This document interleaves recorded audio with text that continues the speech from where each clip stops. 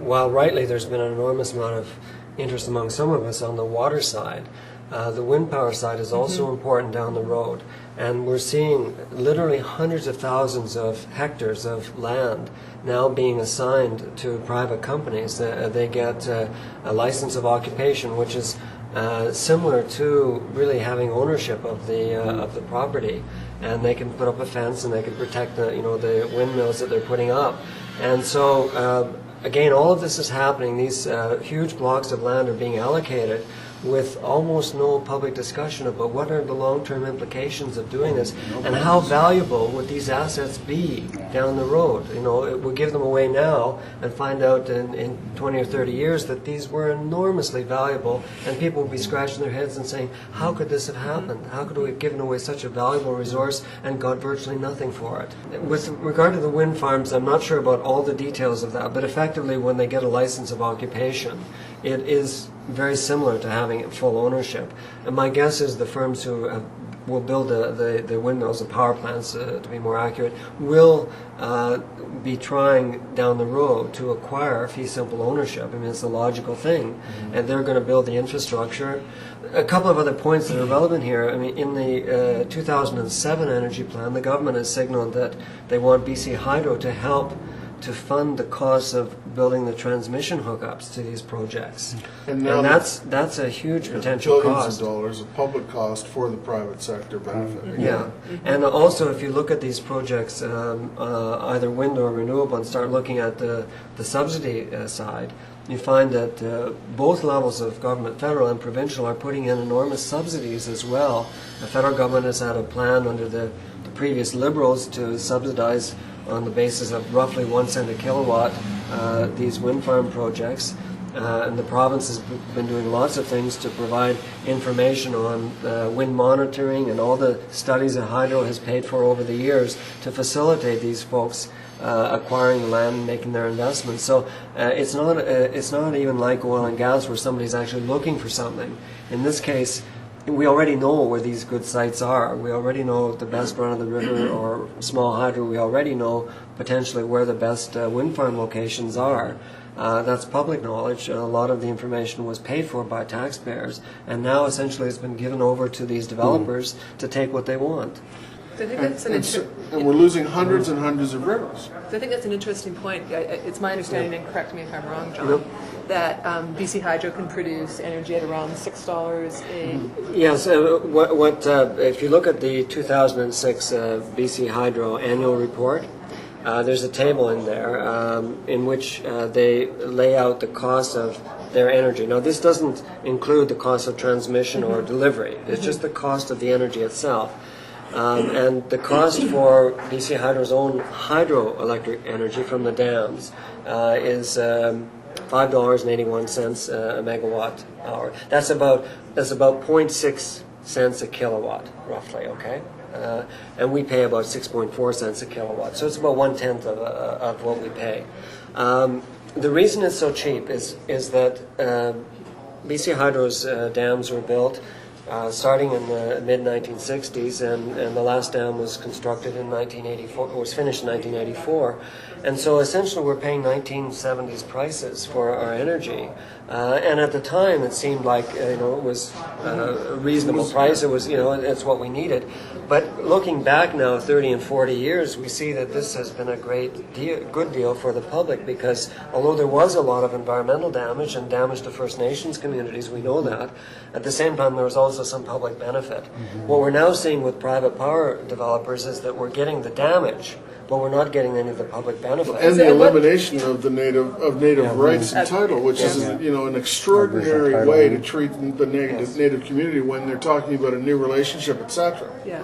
Well, a new relationship really is what I call it is really what the Premier has done is manufactured consent. Use the media and use that process to get consent, if you will, via the media, and very similar to what's going on in this situation. Because if you look at what the Premier has actually done in this whole process, he's used the media to hype up the economy, the Green Plan, the issue with Schwarzenegger coming up here. It's very interesting, the high profile, using the media to basically appearing that BC has approved this. When in fact, as you know, the legislation through Bill C-30 and all the legislation is really around taking local government's voice out of the process. Yeah. Where there's regional, district, municipal government. There's another bill on the table related to resort development right now, Bill C-11. Yeah, it's the same The thing. same as thing. Bill They're 30, taking where the same the community thing. government can't say no to a development going ahead. Taking the of voice of the tourism British Columbians out of the process, the democratic process. Yes. And putting We as corporate- First Nations are used to it, honestly. It's happened to us a Wake lot up of call for times. us. But as British Columbians, this is new for, I think, British Columbia as a whole. But water is really, as we call it in our communities, it's the lifeblood, it's the life force of everything, all living, ourselves included, the animals, the plants, everything. And water is critical.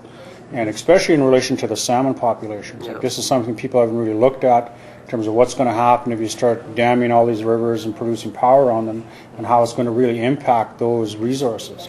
Well, the other related question is who's going to monitor all this? Because really water is money, and the more water you run through the turbines, the more the cash flow comes in. So we've seen that the government has dramatically reduced the number of staff in the Ministry of Environment, Lands and Water, BC, and so on. So it seems like there is going to be much less rather than more regulation It's a to protect the deregulation of interest. the process is what's going on. Yeah. It's very interesting. Yeah, I think the water licenses have to stop so that you can truly exercise consultation. I really do. Really the issue of consultation and accommodation as relates to the Supreme Court decisions, Taku and Haida, is really important to this process, especially if we talk about Crown land, because those issues for those First Nations that are involved, the honor of the Crown is at stake. They're supposed to consult with the First Nations in a meaningful way through process. But what we're finding in the new relationship and what's going on is that that consultation process is not always meaningful. Sometimes they view a phone call, sometimes they view an email as consultation, which means nothing in the legal system. And the legal precedents that have established by the Supreme Court decisions over the last 10 years, the governments actually have ignored them.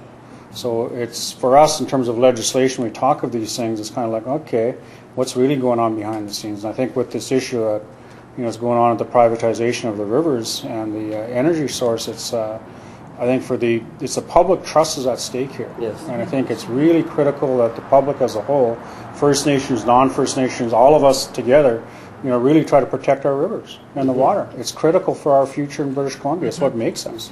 It's what we are. It's interesting that most of the opinion polls have shown that Canadians are very worried about their water and the issue of water exports. And here we have an issue that hasn't been on the radar screen for many people, namely the ownership of the water resource within BC and the extent to which it's now being privatized and in a lot of cases being acquired by foreign companies. And that's another interesting thing that I could mention here, away from just the water licenses. The BC Energy Plan, which was again written by Alcan, was designed to get the rivers into private hands because Alcan wants in the Chaco not to make aluminum but to make power, because that's 1,320% profit and no people, a couple of people to run the generator. But the most interesting part not the most interesting part, but the two parts were the water licenses on the rivers and what they were going to do with BC Hydro.